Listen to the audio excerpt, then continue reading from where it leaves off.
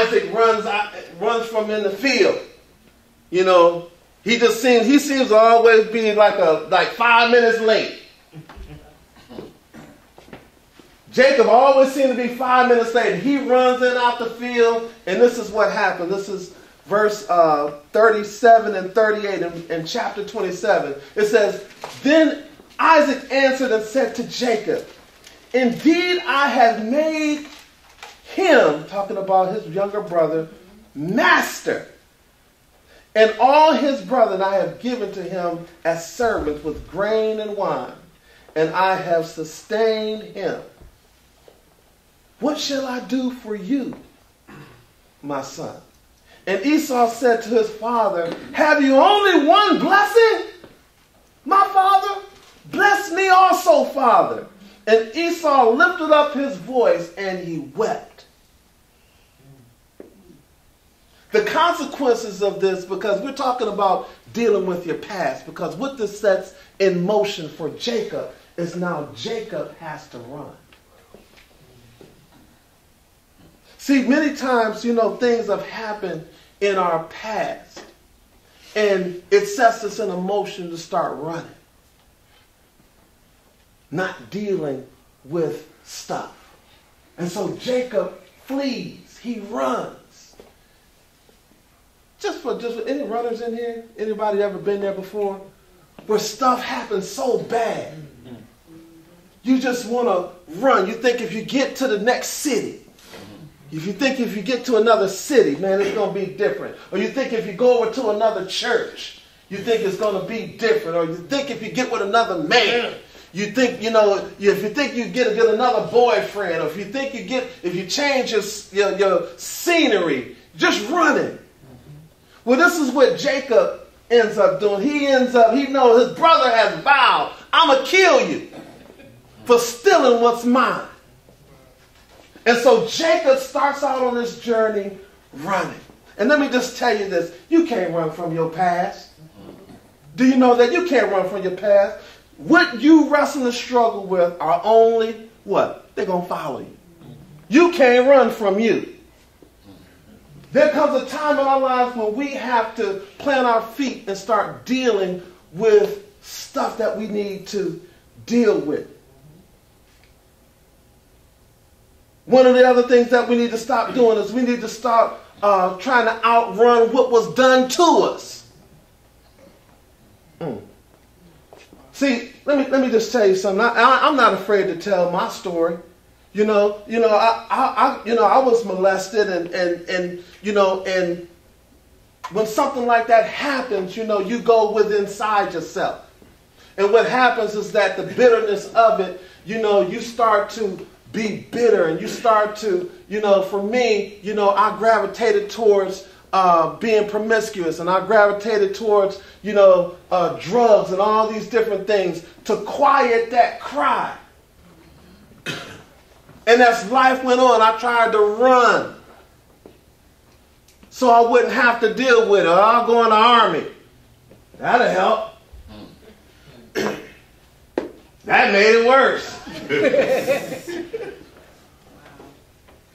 Oh, I'll get with her. Or I'll get with them. Oh, let me hit that.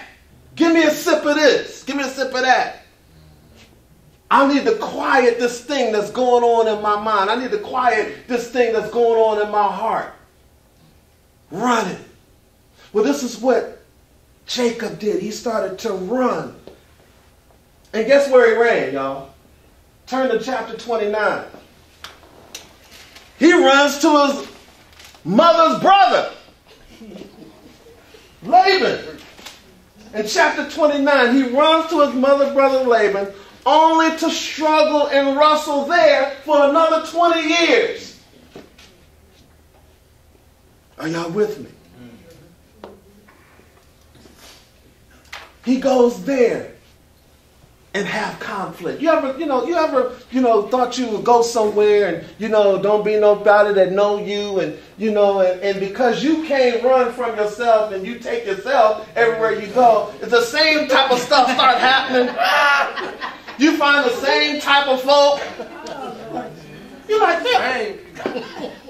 you No.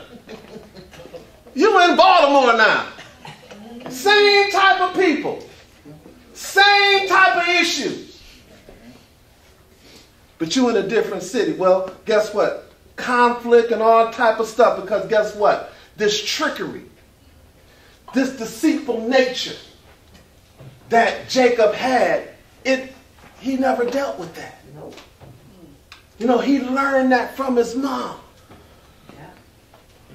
And so he takes that and he takes it to his mother's brother's house, and now he's there struggling and in conflict and all these different things for another 20 years. I'm going to tell you, I'm going to say it again, what it is that you don't conquer or you are unwilling to confront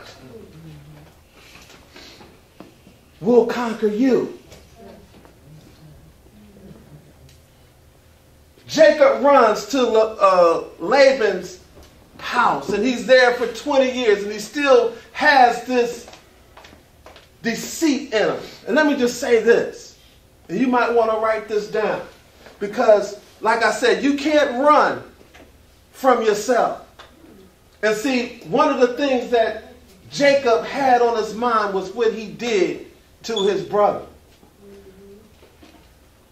Even in the midst of having the birthright, even in the midst of having all the flocks and all the money, his conscience. Never underestimate the value of a clean conscience. Never underestimate what a clean conscience means. Because we're going to see later how this troubles him, what he did some 20, 25 years earlier, even though he now has the birthright. Even though he has this blessing spoke on him. See, let me tell you something. We can be in church going through the motions, and we can be, we can be singing, or we can be preaching, or we can be ushering, or we can be doing different things that are good. But if your conscience ain't right, if your conscience constantly is disturbing you. Listen, there are people, thank you, Holy Spirit. There are people that we need to go back and get some things right with. It might be a kid. It might be your son. It might be a child. It might be a grown child. Wow. It might be a parent that you might need to go back and get some things right, say some things, address some things.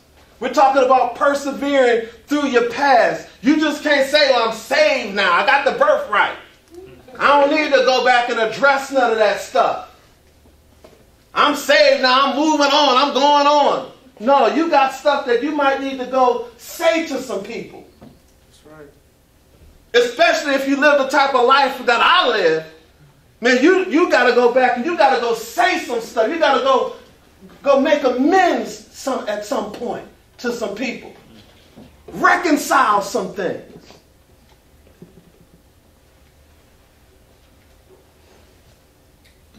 Finally, after years of looking over his shoulder and never having peace about his bad choices, Jacob is confronted with his past.